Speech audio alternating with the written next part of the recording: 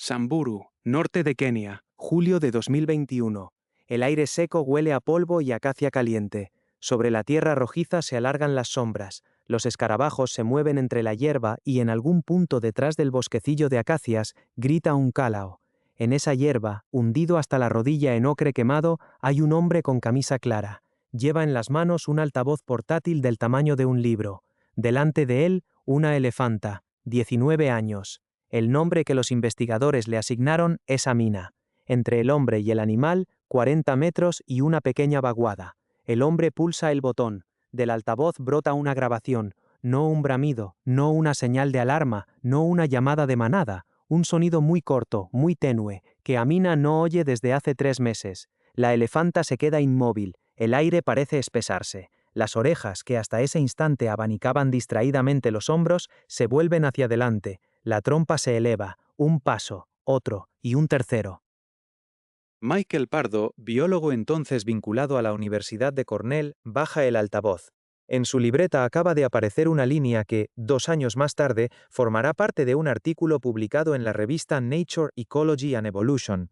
Esa línea significará una sola cosa: por primera vez en la historia de la observación de animales salvajes se ha registrado un símbolo acústico que no imita el sonido de aquello que designa, sino que se vincula a ello de forma arbitraria. En el lenguaje humano, eso es lo que llamamos un nombre. Una elefanta de la sabana tiene un nombre propio. La frase suena a libro infantil. Detrás de ella hay, sin embargo, años de trabajo, 469 grabaciones de campo, aprendizaje automático y un experimento ejecutado en 2 reservas simultáneamente. Y, detrás de ella, un precipicio, porque el elefante, a diferencia del loro, del delfín o del propio ser humano, no sabe repetir los sonidos que oye, no imita, crea.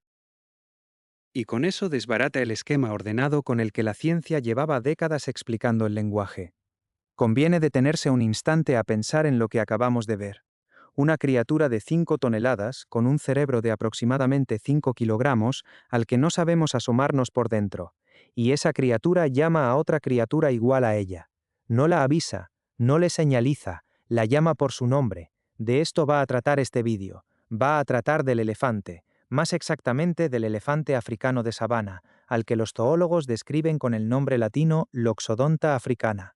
La silueta que cualquier niño reconoce a los 3 años, la estampa de cualquier enciclopedia infantil, familiar, comprensible, doméstica. Y sin embargo, ¿quién es de verdad?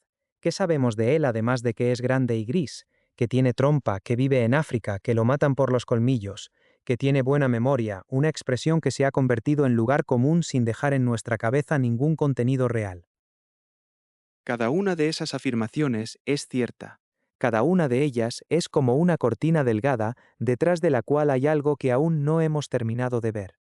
En los últimos 20 años, la ciencia ha encontrado en los elefantes cosas que han trastocado nuestra idea de lo que es una mente no humana. Memoria de rutas conservada durante medio siglo, capacidad de reconocerse en un espejo, una reacción ante los esqueletos de los suyos en la que los investigadores ya no se atreven a poner entre comillas la palabra duelo, un oído que viaja por las plantas de los pies, 20 copias del gen que detiene la aparición del cáncer frente a una sola del ser humano, un sueño de menos de 2 horas diarias que ninguna teoría neurobiológica de la memoria es capaz de explicar. Y por último, los nombres. ¿Qué significa conocer a otro por su nombre? Y significa algo más que una mera etiqueta sonora. Pensémoslo despacio. La última vez que pronunciamos el nombre de alguien, no estábamos solo nombrando un cuerpo. Estábamos evocando una biografía, una cara, una voz, una historia compartida. El nombre es el puntero hacia un modelo interno complejo de otro ser, y cuando decimos que un elefante crea un nombre para otro elefante, estamos diciendo que en su cabeza hay un modelo así. Miremos esto desde otro ángulo. Durante gran parte de la historia humana, la frontera entre nosotros y los demás pasaba por el lenguaje. Ellos, gritos, instintos, reacciones. Nosotros, palabras. Esa frontera ya se ha desplazado varias veces. Primero, cuando se descubrió que los chimpancés usan herramientas. Después, cuando los cuervos demostraron distinguir caras humanas. Más tarde, cuando los cetáceos resultaron transmitir tradiciones culturales entre generaciones. Cada vez, los científicos optaban por redefinir el término o por encontrar la razón por la que, en el otro, no era del todo lo mismo. Con el elefante este juego empieza a resultar incómodo. En Samburu, sobre esa misma tierra seca donde Pardo se quedó con su altavoz, en este preciso instante, alguien está llamando a otro por su nombre. Ahora mismo, sin testigo humano. Esa frase no se va a grabar. Esa conversación se irá al aire y a la tierra, sí, también a la tierra, de eso hablaremos en su momento, y ninguno de nosotros llegará a saberlo. ¿Cuántas conversaciones de esa clase sonaron en la sabana en los millones de años anteriores a que el primer zoólogo se acercara con su libreta? La pregunta no es retórica, va a determinar el resto del relato, porque, si nos detenemos en ella, si admitimos siquiera la sombra de la idea de que llevamos mucho tiempo viviendo ruidosamente al lado de otra mente sin oírla, entonces el suelo empieza a moverse un poco. Antes de llegar a lo que la ciencia ha descubierto en los elefantes en estas 2 últimas décadas, conviene entender cómo los miraba la ciencia hasta entonces, qué imagen del elefante llevábamos todos en la cabeza. ¿Y por qué esa imagen permaneció tanto tiempo impenetrable? Durante la mayor parte de la historia de la cultura escrita, el elefante fue un símbolo antes que un ser. En los textos indios, sabiduría, longevidad, sostén del mundo; en la tradición del sudeste asiático, animal sagrado sobre el que se transportaban reyes y reliquias; en Europa, una rareza que los monarcas se regalaban entre sí como una joya móvil. El elefante del ejército de Aníbal se recordó durante 1000 años. Al elefante del Papa León X, apodado Anno, lo lloró Roma entera. Pero detrás de cada estrato simbólico latía siempre lo mismo. Al elefante se le miraba por fuera, se le pesaba, se le medía, se le dibujaba, se le describían los colmillos y las orejas. Por dentro, allí donde quizá ocurría algo, a nadie se le ocurría asomarse. La etapa colonial africana consolidó esa mirada. El elefante pasó a ser un recurso. El colmillo, materia prima para bolas de billar, teclas de piano, peines, figurillas. Solo en el siglo XIX, los puertos del este de África dejaron pasar una cantidad de marfil que la mente contemporánea no es capaz de procesar sin recurrir a la forma tabular. Y sin embargo, también entonces, e incluso ya entrado el siglo XX, seguía operando el mismo lugar común.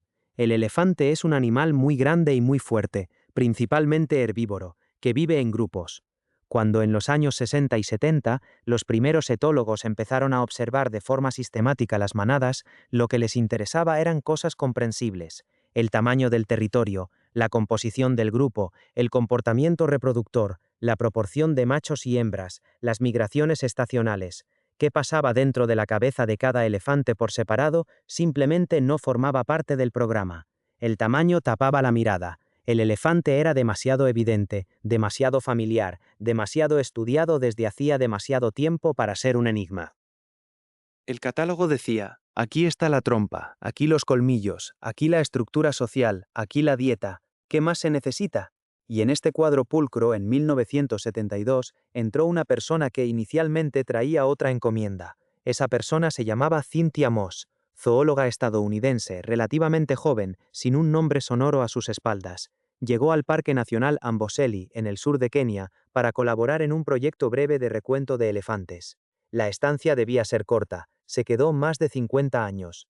Lo que Moss hizo en Amboseli en las décadas siguientes se convirtió en la observación continuada más larga de ejemplares concretos de una especie salvaje en la historia de la biología. No de una población, no de una manada, de animales individuales. Les puso nombre. En la etología académica de los años 70, esto se consideraba casi indecente. Poner nombres era sentimental, era antropomorfizar, era perder la objetividad. Los investigadores serios asignaban a cada ejemplar un código: hembra F10, cría B3.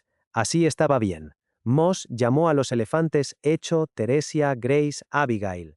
Echo se convirtió en la matriarca del grupo, que en los registros figura como EB. Cuando murió, en 2009, ese grupo llevaba ya 36 años bajo observación ininterrumpida. 36 años de la misma familia, anotada día por día. Moss no se limitaba a dar nombres, levantaba biografías individuales: hija de quién, madre de quién, amiga de quién, a quién evitaba, cómo reaccionaba a la sequía, a la pérdida de los suyos, a la aparición de un grupo ajeno en la charca. Al final de su trabajo de campo, Moss había identificado personalmente a más de 1600 ejemplares, cada uno por la silueta, por el dibujo de las orejas, por las particularidades de los colmillos, por el carácter. Imaginemos lo que supone conocer de vista a 1600 animales, no el «oh, qué elefante tan mono». sino esta hembra, la del desgarrón en la base de la oreja izquierda, hija de la que en el 81 condujo al rebaño hacia el pantano del norte, está esperando ahora su tercera cría, y el padre es un macho grande del grupo vecino. ¿Por qué hacía falta esto? Al principio, Moss no habría sabido contestar de forma articulada. Según ella misma escribiría más tarde, simplemente sentía que, de otro modo, no iba a haber nada. Que, si se miraba a un rebaño como rebaño, se veía un rebaño. Si se miraba a individuos, aparecía aquello que de la otra forma resultaba invisible. Y al cabo de unos años empezó a verlo. En 1984 llegó a Amboseli una sequía catastrófica. La mitad de la hierba se quemó. Los abrevaderos se secaron. Las manadas, acostumbradas a sus rutas habituales, empezaron a morir de inanición. En uno de aquellos días, Moss observó cómo Echo, ya una matriarca experimentada, sin causa visible, encaminaba a su grupo hacia el este. Hacia un punto al que, en todos los años de observación, nunca lo había llevado. El grupo de Echo pastaba al norte y al oeste del campamento. Moss subió al todoterreno y la siguió. 80 kilómetros. 80 kilómetros a través de una sabana seca, por lugares en los que no había ni hierba, ni una referencia visible, ni un paisaje familiar. Echo caminaba como si supiera, no buscaba, caminaba. Al final de esos 80 kilómetros, un pequeño lago alimentado por fuentes subterráneas, no de las que se activan cada año, de las que solo se llenan en años excepcionales, en sequías como la que estaba ocurriendo. La vez anterior, esas fuentes se habían llenado cuando Echo era todavía una adolescente, 12, 13 años atrás. En su vida personal, una única experiencia, una ruta, memorizada, reproducida una década después, sin guía, sin referencias visibles, en el momento en que de ella dependía la supervivencia del grupo. No era un instinto.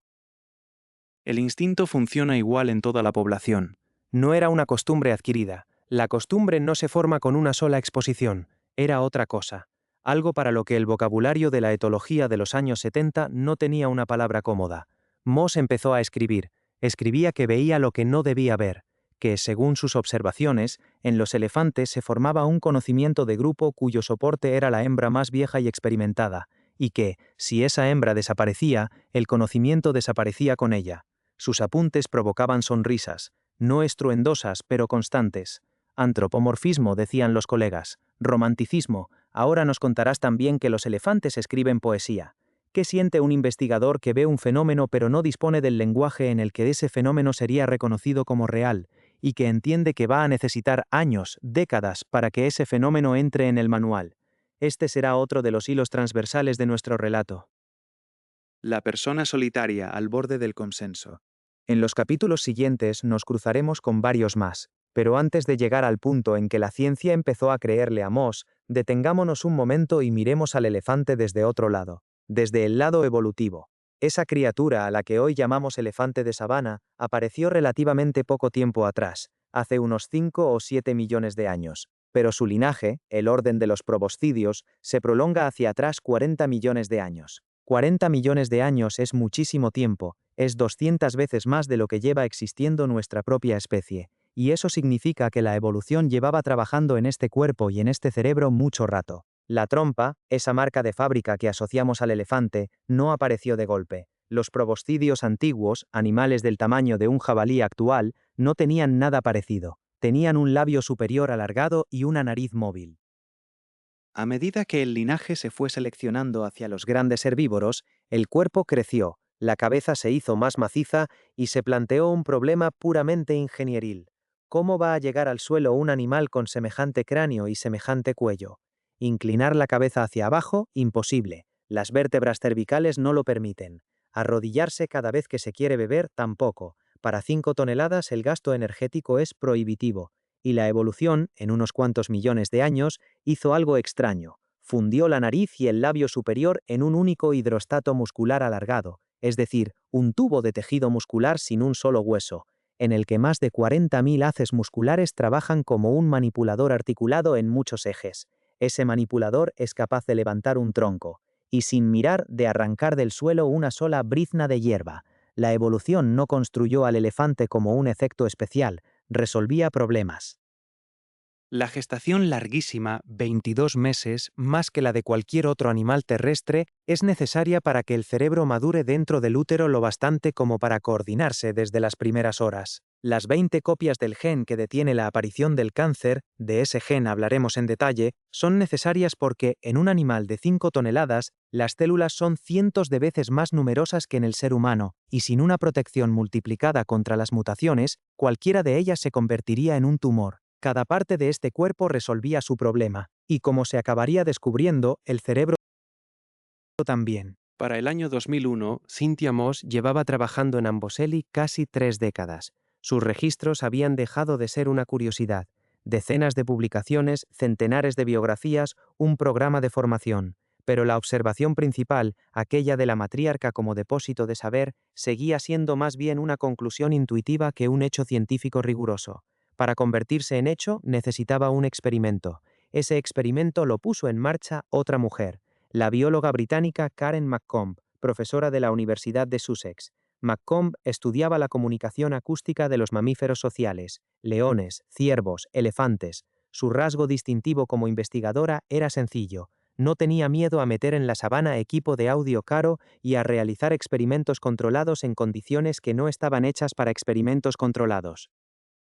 En 1997, McComb llegó a Amboseli, se sentó al lado de Moss y durante las temporadas siguientes grabó en cinta los rugidos de leones de distintas manadas, incluidas algunas desconocidas para los elefantes locales. Después colocó altavoces por la sabana y empezó a reproducir esas grabaciones ante distintos grupos familiares de elefantes, grupos con matriarcas de edades diferentes. Lo que se medía eran cosas simples: con qué rapidez reaccionaba el grupo a un rugido ajeno, cuán compactos se agrupaban, en cuánto tiempo las crías quedaban protegidas por las hembras adultas, si las matriarcas distinguían el rugido de machos solitarios, los más peligrosos para las crías de elefante, del rugido de las hembras. El resultado, publicado en la revista Science en 2001, fue lo bastante nítido como para que ya no se pudiera discutir. Los grupos cuya matriarca tenía más de 55 años reaccionaban más deprisa, con más precisión. Se equivocaban menos al identificar la amenaza. Distinguían entre voces de leones individuales, es decir, ejemplares concretos, no leones en abstracto. Las matriarcas jóvenes no mostraban esa capacidad de discriminación. La conclusión escondida en el artículo era más dura que el propio artículo. Si la pérdida de una matriarca de más de 55 años llevaba a que todo el grupo familiar perdiera la capacidad de identificar correctamente a los depredadores, entonces la desaparición de una sola hembra alteraba los recursos cognitivos del grupo entero, durante una generación. Eliminar a la matriarca no es perder a un ejemplar, es prender fuego a una biblioteca. Esa formulación, que después se citaría mucho, no era en Macomb un adorno retórico, era literal. El conocimiento de las rutas en la sequía, el conocimiento de los depredadores, el conocimiento de los vínculos sociales con los grupos vecinos, el conocimiento de los abrevaderos que se llenan rara vez. Todo eso se almacenaba no en libros, no en archivos, no en el ADN. Se almacenaba en un cerebro vivo, y al parecer se transmitía a las hembras más jóvenes a través de una observación compartida y prolongada. Si se elimina ese cerebro, la transmisión se rompe. En los años 80, África vivió una oleada de caza furtiva sin precedentes en el siglo XX. La demanda de marfil en los mercados asiáticos alcanzó su punto más alto. Los cazadores preferían a las hembras y a los machos viejos y grandes, los de colmillos más pesados. En 10 años, en Kenia se eliminó alrededor del 85% de la población.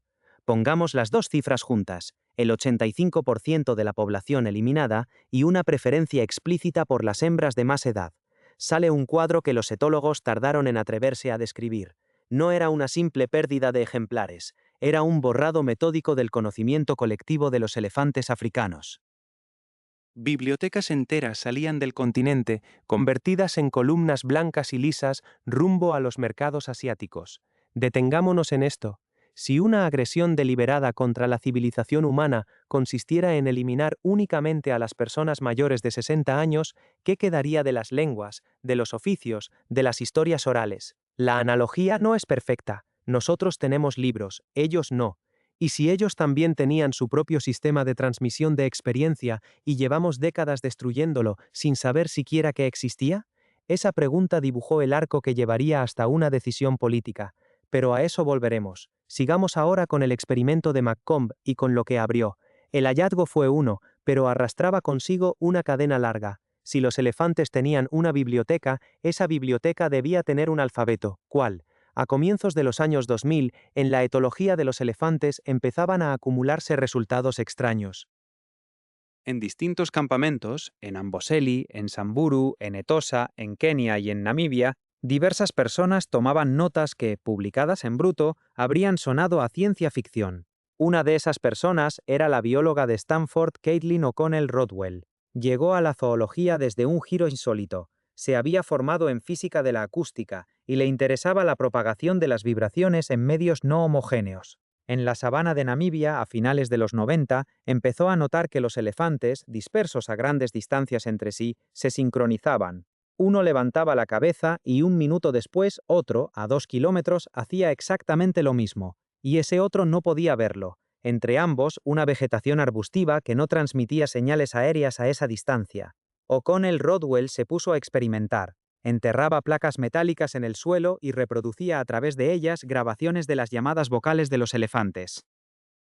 Para descartar cualquier interferencia por el aire, los altavoces funcionaban bajo tierra. El efecto fue inmediato. Los elefantes a 2 kilómetros de la placa enterrada se volvían, se detenían, apoyaban la trompa contra el suelo, se desplazaban hacia la fuente. Ninguna fuente visible de sonido, ninguna vibración aérea que pudiera explicarlo. Los elefantes escuchaban a la tierra. O'Connell, Rodwell miraba por los prismáticos sin saber cómo contárselo a los colegas. Después fue desentrañando el mecanismo. En las plantas de las patas del elefante hay corpúsculos de Pacini, mecanorreceptores diminutos finamente afinados a las vibraciones de baja frecuencia, en una franja que va aproximadamente de los 14 a los 35 hercios, por debajo del umbral del oído humano. La señal se propaga por el suelo, penetra en el hueso de la pata, asciende por el miembro, alcanza el cráneo y a través de la mandíbula inferior llega al oído interno. El elefante literalmente oye con las patas. El alcance de la señal sísmica llega a 32 kilómetros. A una distancia en la que ninguna vibración aérea ya transmite información, los elefantes siguen hablando, a través del suelo. Durante varios años, los colegas no le creían. Era demasiado extraño, sonaba demasiado a guión de ciencia ficción, rompía la separación cómoda entre oír con las orejas y sentir con la piel.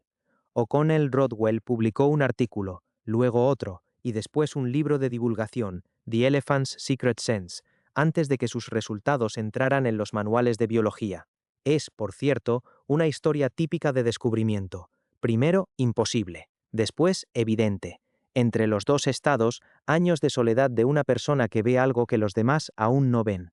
¿Qué siente el investigador en ese momento? ¿Cómo se vive eso? ¿Qué piensa cuando, en una sobremesa, un colega le pregunta con sorna: ¿y cómo van tus elefantes con orejas en las plantas de los pies? Y él sonríe y contesta algo neutro, porque explicarlo le llevaría demasiado tiempo. De eso no se habla en los artículos. Eso queda en las cartas, en los diarios, en alguna entrevista tardía. Pero es parte de la ciencia, tan real como los gráficos y las tablas. Volvamos a la sabana. Hacia 2010, la etología del elefante había acumulado una masa crítica de observaciones que pedían a gritos una explicación nueva. Los elefantes recuerdan. Los elefantes transmiten conocimiento, los elefantes oyen con el suelo, los elefantes distinguen las voces de ejemplares concretos.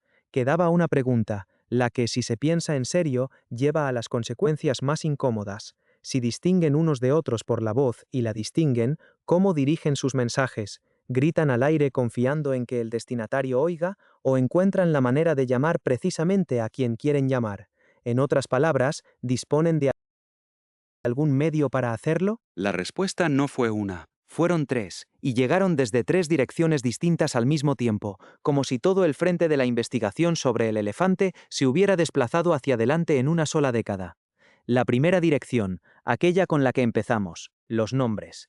Michael Pardo, entonces todavía investigador postdoctoral en la Universidad de Cornell, no se interesó por la comunicación de los elefantes desde una curiosidad cualquiera.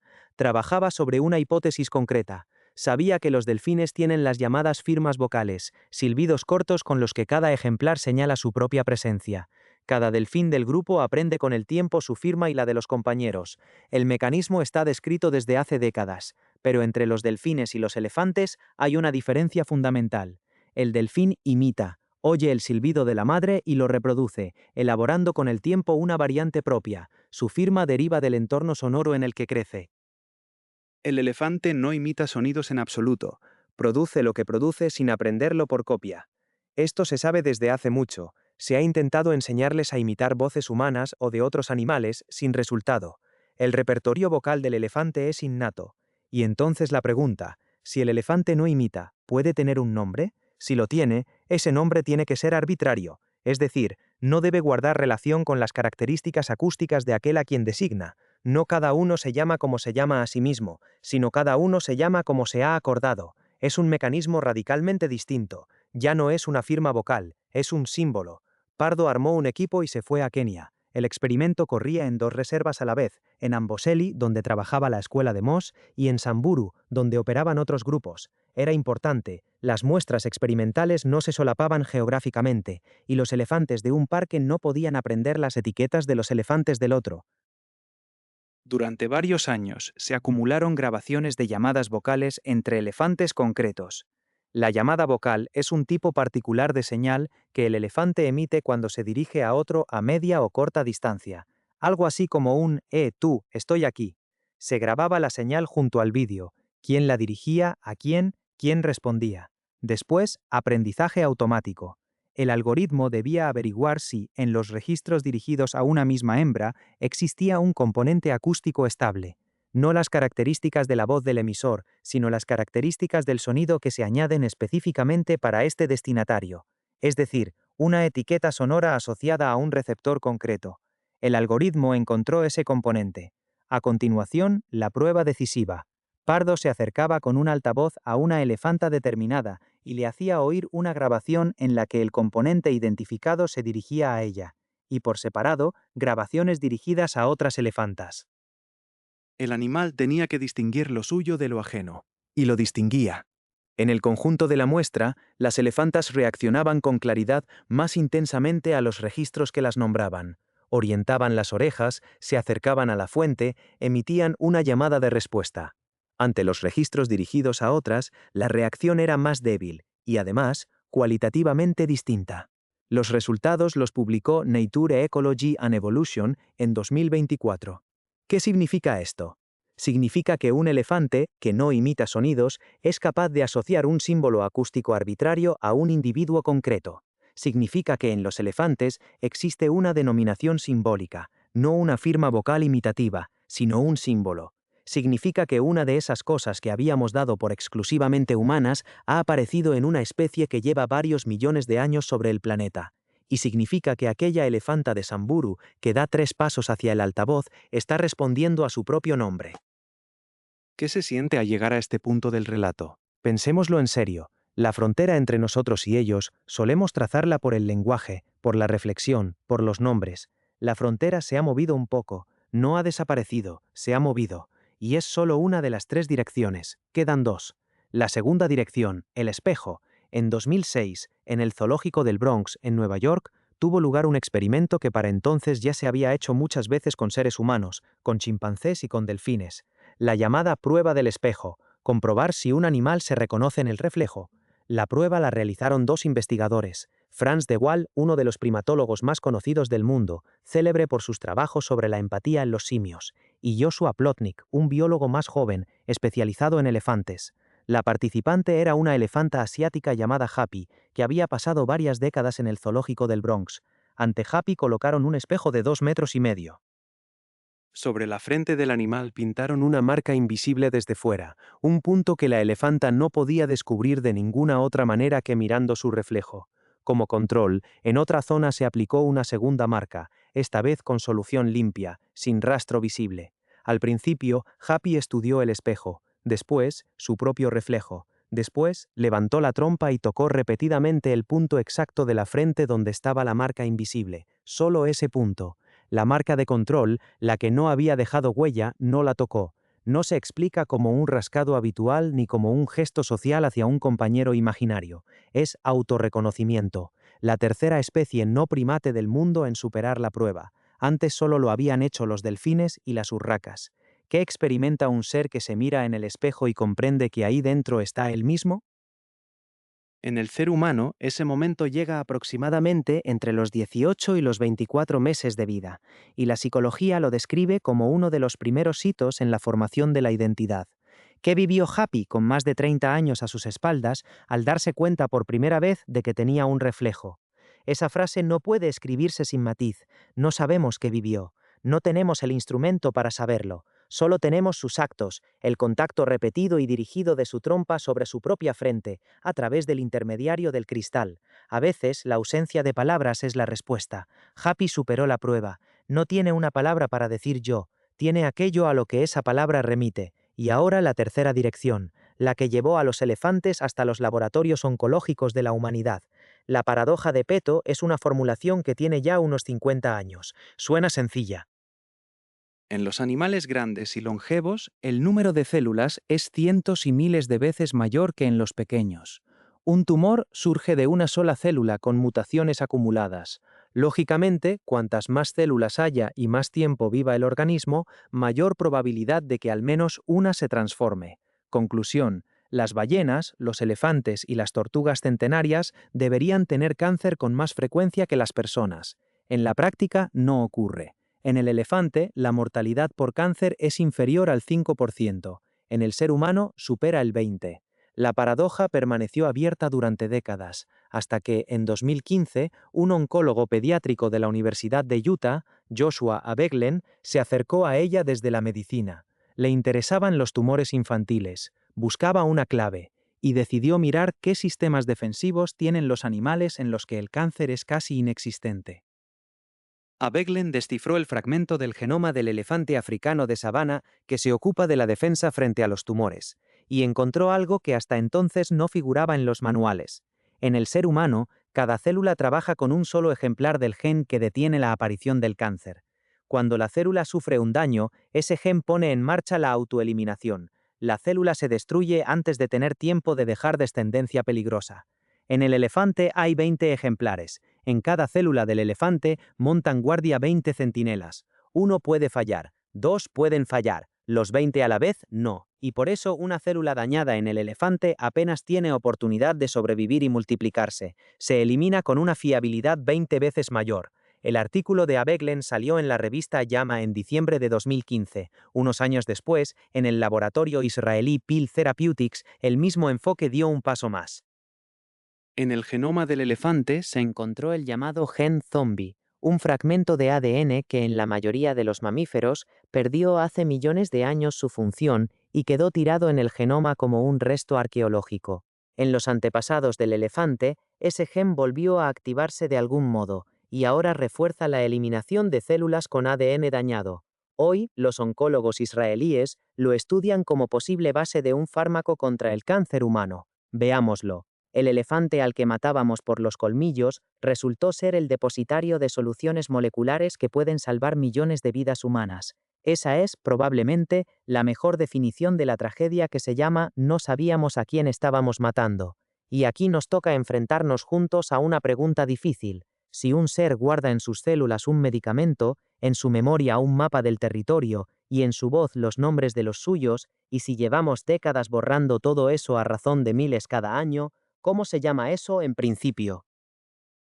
¿Qué palabra del idioma humano le corresponde? Esa palabra, al parecer, no existe, y quizá por eso hicieron falta 50 años de trabajo de campo de Moss, el experimento de McComb, los años obstinados de O'Connell Rodwell, la labor cuidadosa de Pardo y la curiosidad oncológica de Abeglen para que nosotros todos juntos como especie empezáramos a sospechar al lado de quién estábamos viviendo. Aeropuerto de Nairobi, 18 de julio de 1989. Sobre la pista hay una hoguera preparada, no de leña, de colmillos, 12 toneladas de marfil, alrededor de 2000 piezas, cada una procedente de un elefante caído a manos de un cazador furtivo durante la última década. El presidente de Kenia, Daniel Arap Moi, se acerca con una antorcha. Las cámaras del mundo están apuntando, la pira se prende, el marfil arde despacio. Es un material denso, saturado de colágeno, que se consume durante horas antes de convertirse en ceniza. El humo negro cubre el aeropuerto el día entero. Desde el punto de vista económico, el acto parecía la destrucción de una fortuna. 12 toneladas valían, en el mercado negro de entonces, más de 60 millones de dólares. El presidente quemó ese dinero en humo. Desde el punto de vista político, el acto era una señal. Kenia anunciaba públicamente al mundo que ningún comercio de marfil en su territorio sería ya legítimo. Pocos meses después, la Convención CITES sobre Comercio Internacional de Especies Amenazadas decretó la prohibición total del tráfico de marfil. Pero detrás de aquel gesto político había algo de lo que nadie hablaba demasiado en voz alta. Detrás había datos. Los datos de Moss, los de McComb. Datos según los cuales cada uno de los 2000 colmillos quemados no era solo un trozo de hueso. Era parte del cuerpo de una criatura que tenía nombre, biografía, parentela y un lugar dentro del grupo. La hoguera de Nairobi fue, en realidad, un acto político fundado sobre la ciencia de la conciencia de otra especie. Es quizá uno de los pocos casos del siglo XX en los que la etología de campo influyó directamente en el derecho internacional, y uno de los pocos casos en que un país con un peso económico relativamente modesto fue capaz de torcer el mercado mundial de un producto caro. Kenia dio el ejemplo, y la siguieron otros estados africanos, Tanzania, Zambia, Botsuana. El efecto se notó.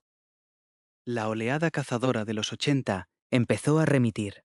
A finales de los 90, en la mayoría de los países del este y el sur del continente, los abatimientos habían caído drásticamente. Fue una de esas historias raras en las que la humanidad, en un determinado momento, se detuvo y dijo, basta. Hoy hay en el planeta unos 415.000 elefantes de sabana. Son menos que hace 100 años, entonces los cálculos hablaban, según las estimaciones, de millones, pero son más que a comienzos de los 90, cuando la población tocó su mínimo. La Unión Internacional para la Conservación de la Naturaleza atribuye a la especie el estatus de vulnerable, es decir, no hay exterminio directo, pero el hábitat se sigue reduciendo y sin una protección activa, la cifra volverá a caer. La caza furtiva se ha debilitado, el conflicto con la expansión de los cultivos no. El elefante, para el que un territorio normal de desplazamiento anual abarca decenas de kilómetros cuadrados, se encuentra cada vez más a menudo dentro de corredores entre plantaciones valladas. De esto tendremos que pensar todavía. De momento, miremos qué está haciendo hoy la herencia del elefante con la civilización humana. La empresa alemana de ingeniería Festo, especializada en automatización industrial, lanzó en la década de 2010 un brazo robótico llamado Bionic Cobot. Reproduce la cinemática de la trompa del elefante.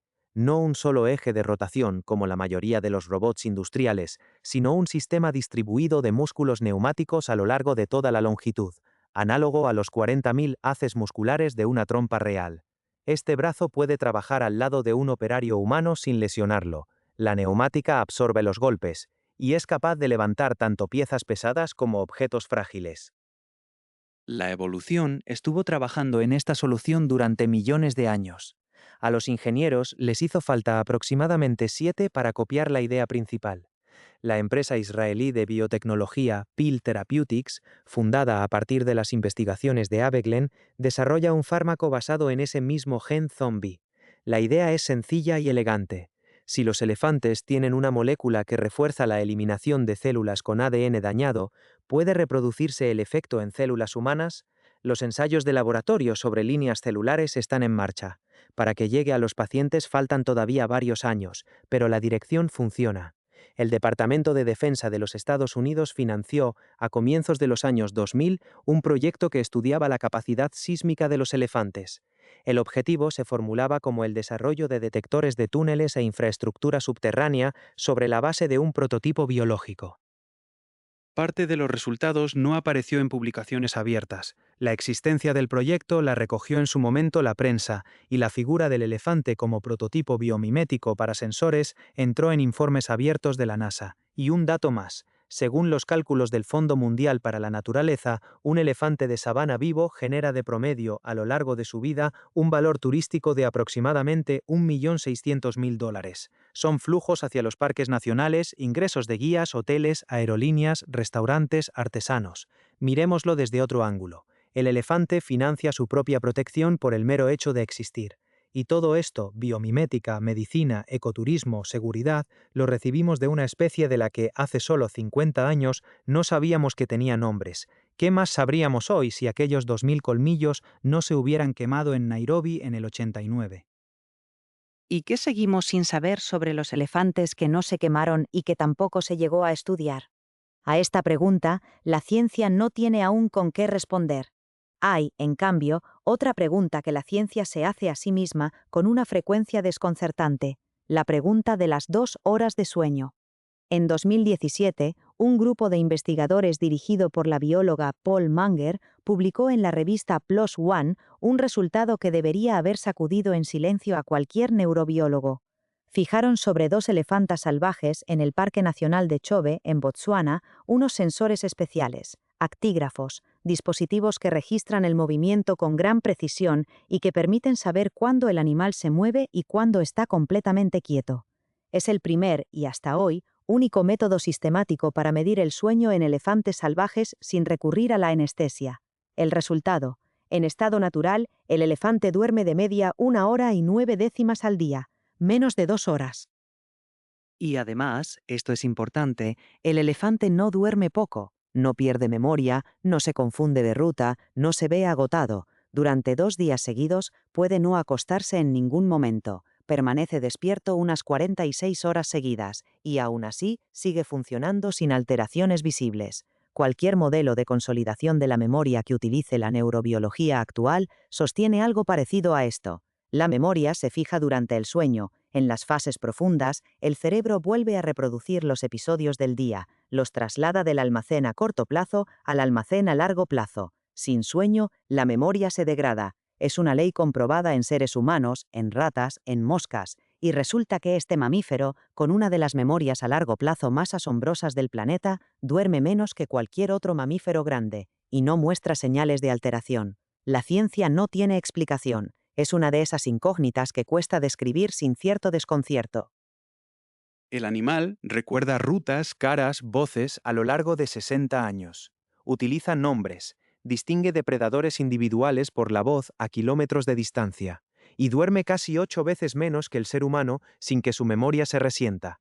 ¿Cómo funciona esto? Se desconoce, y no es la única puerta sin abrir. No sabemos cómo el cerebro del elefante traduce las vibraciones sísmicas que llegan por las plantas de los pies en un mapa espacial.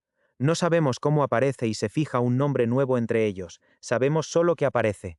No sabemos qué ocurre cuando una elefanta se queda durante horas al lado del esqueleto de un congénere y lo toca con la trompa.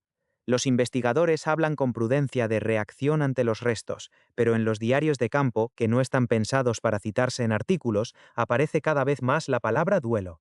Y esa palabra, por ahora, nadie consigue ni confirmarla ni tacharla. ¿Por dónde pasa la frontera entre el ritual y la comprensión de la muerte? Si no tenemos el instrumento para trazarla, quizá no nos esté dado trazar. Amboseli, las 3 de la madrugada, estación seca. La luna sobre la sabana cuelga apenas por encima del horizonte. El aire está quieto. Por el lecho seco del río, por el que en los años normales corría el agua, avanza un grupo de 28 elefantes, en silencio, sin señales aéreas, sin sonidos audibles. Por delante va una elefanta llamada Enid. Tiene unos 35 años, es hija de Echo. Tras la pérdida de su madre en 2009, asumió la conducción del grupo EBE. El recorrido de esta noche es el mismo que Echo siguió durante la sequía de 1984, los mismos 80 kilómetros, la misma dirección. Enid no había estado aquí nunca, o más exactamente, había estado una sola vez, de cría, al lado de su madre, hace 41 años, un único trayecto. Ahora va al frente. Las plantas de los pies de Enid perciben en el suelo unas vibraciones débiles, de baja frecuencia, en el límite de lo posible.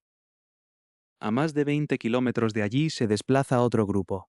Enid registra su posición y modifica ligeramente el ángulo de su propio rumbo. Los otros 27 la siguen. Nadie le pregunta, nadie discute. En el campamento, a unos pocos kilómetros, duerme una mujer de más de 80 años. Cynthia Moss. Lleva en Amboseli más de 50 años. Cuando despierte por la mañana y le digan qué grupo se ha desplazado a dónde durante la noche, no necesitará consultar el mapa. Recuerda a cada uno. Recuerda de dónde viene cada cual. Recuerda quién es hija de quién. Recuerda a Enid de pequeña, tropezando con su propia trompa, y a Echo esperando con paciencia a que la apartara. 50 años de la misma familia.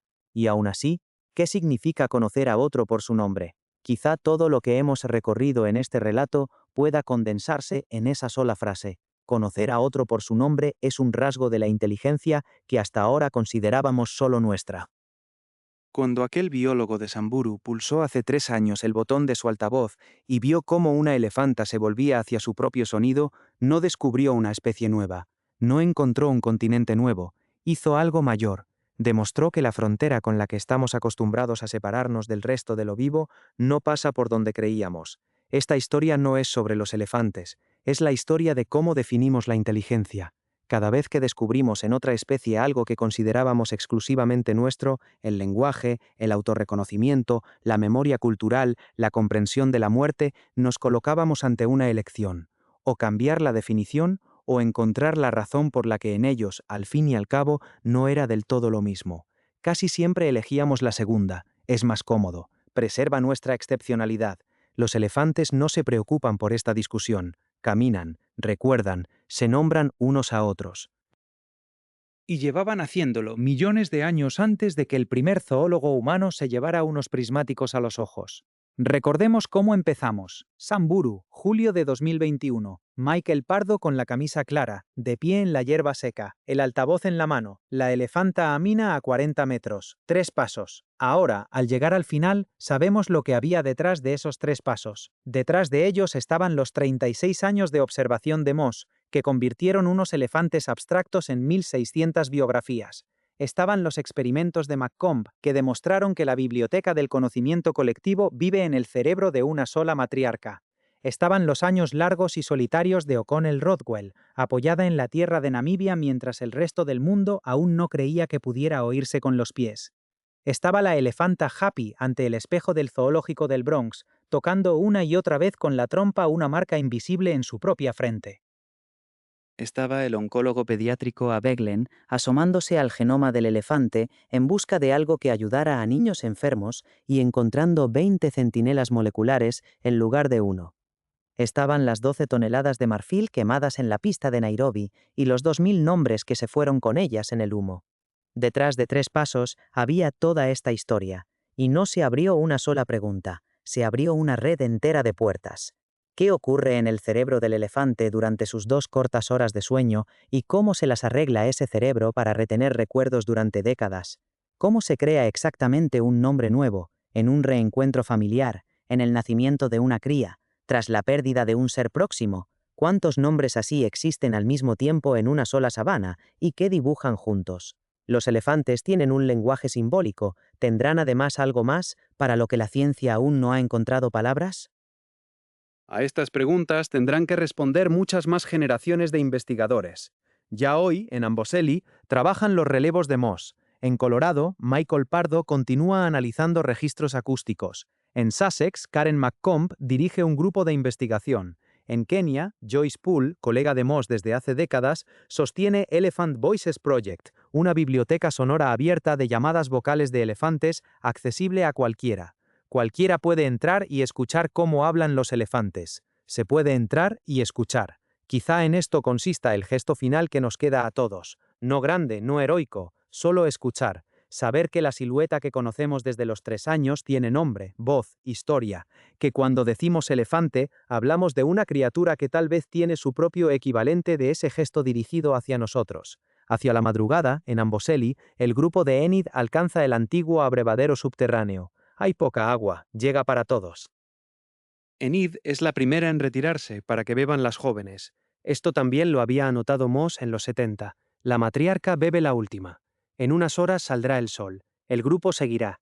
Enid encabezará la marcha. La hija de hecho, la nieta de una elefanta cuyo nombre no conocemos, porque murió antes de que Moss llegara a Amboseli y empezara a anotar. Los nombres, sin embargo, no se habían perdido. Sencillamente no estaban escritos. Recordémoslo cuando volvamos a ver un elefante en una foto, en un vídeo, en un zoológico, en un documental. No tenemos delante un elefante en general, tenemos delante a alguien concreto, con su nombre, con su biografía, con una memoria imposible de leer y de reescribir. Si esta historia te ha hecho mirar el mundo con otros ojos, un me gusta ayuda al canal a seguir. Escribe en los comentarios sobre qué especie te gustaría escuchar más adelante, y suscríbete al canal. Y sencillamente, piensa de vez en cuando que ahora mismo, mientras lees estas líneas, en algún lugar de África Oriental, en una sabana seca bajo las estrellas, Alguien está llamando a alguien por su nombre, sin nosotros, sin ti, sin mí, desde hace mucho tiempo.